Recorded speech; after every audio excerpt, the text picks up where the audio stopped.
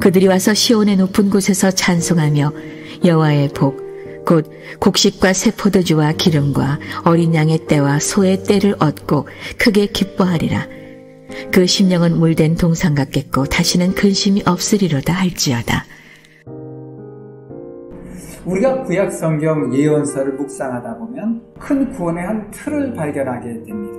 바로 심판과 회복입니다. 하나님께서 우리를 사랑하셔서 때로는 우리를 징계하시고 때로는 어려움과 고난과 심판을 하십니다. 그러나 하나님은 다시금 우리를 회복시켜 주시는 좋으신 하나님이죠.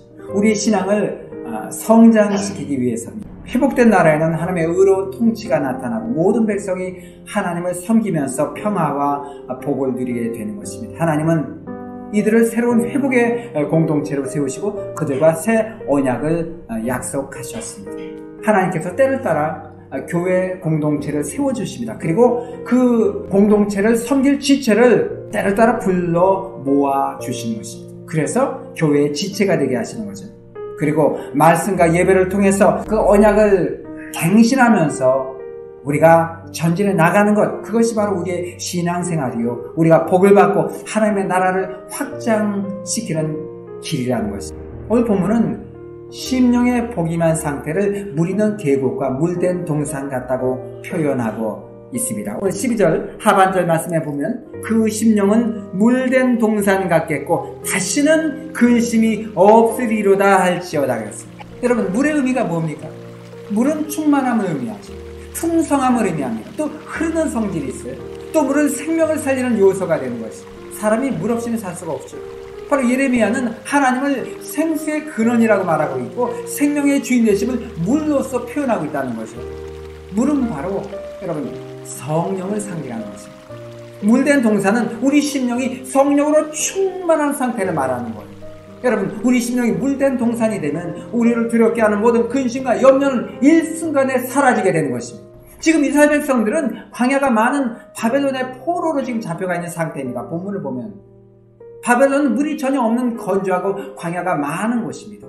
이럴 때 예레미야는 물이 곧 생명임을 알려주면서 포로에서 귀환하는 것이 마치 생명의 생수를 얻는 것으로 표현하고 있다는 거죠. 그러면서 그들에게 하나님이 주시는 회복과 희망의 메시지를 지금 전하고 있습니다.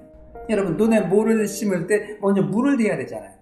마찬가지로 우리 심령이 먼저 물을 대어야 되는 것입니다. 성령이 임해야 되는 것입니다. 그래야 우리가 말씀의 씨를 잘 받아들여서 열매를 맺게 되는 것입니다. 그러다 우리 심령이 여러분 메마르면 어떻게 됩니까? 하나님의 복이 임하지 않는다는 거예요. 우리 심령이 물된 동산이 되지 못하면 물이 없으면 하나님의 복이 임할래야 임할 수가 없다는 거예요. 성경은 하나님의 복을 받지 못한 상태, 하나님의 저주를 받은 상태를 물 없는 동산 같다고 말하고 있어요. 이사야 1장 29절에 너희가 너희 기뻐하던 상수의 나무로 인하여 부끄러움을 당할 것이며 너희가 너희의 택한 동산으로 인하여 수치를 당할 것이며 그랬습니다. 왜 수치를 당합니까? 30절에 그 해답이 있어요. 너희는 물 없는 동산 같으리니 그랬습니다. 결국 그 심령이 물 없는 동산이 되어버렸기 때문에 열매를 맺지 못하고 수치를 당하게 된다는 거예요. 여러분, 성령의 은혜는요, 인간의 가장 깊은 심연에서도 흘러나오게 되는 것입니다.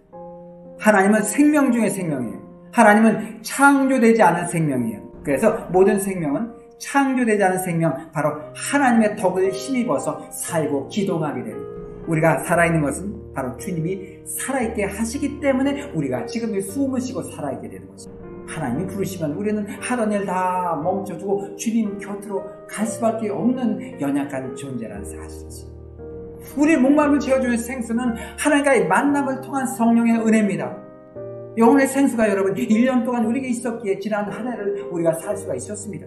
그러므로 아무리 숨이 막히고 답답한 시련이 몰려와도 우리의 가난과 목마름으로 나아가서 은혜를 우리가 구하기만 하면 하나님은 언제나 우리를 만나 주심을 믿습니다. 여러분 심령에 혹시나 메말라 있지 않습니까?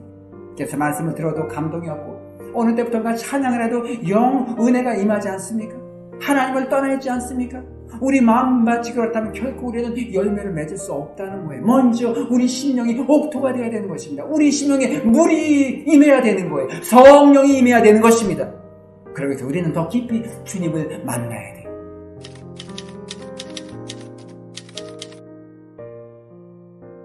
그렇죠. 저는 전화 이렇게 있는데 진짜 아버지가 말하시는 거예요. 귀가 안 들리는 분들이 소리를 크게 하거든요. 예. 전 그냥 가만히 있고. 전 도대체 아버지가 나한테 생애 최초로 뭐라고 말하는지. 예. 막둥이냐! 아버지다! 미안하다. 근데 마치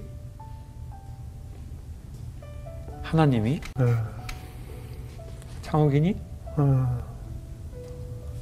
나 하나님 아버지야.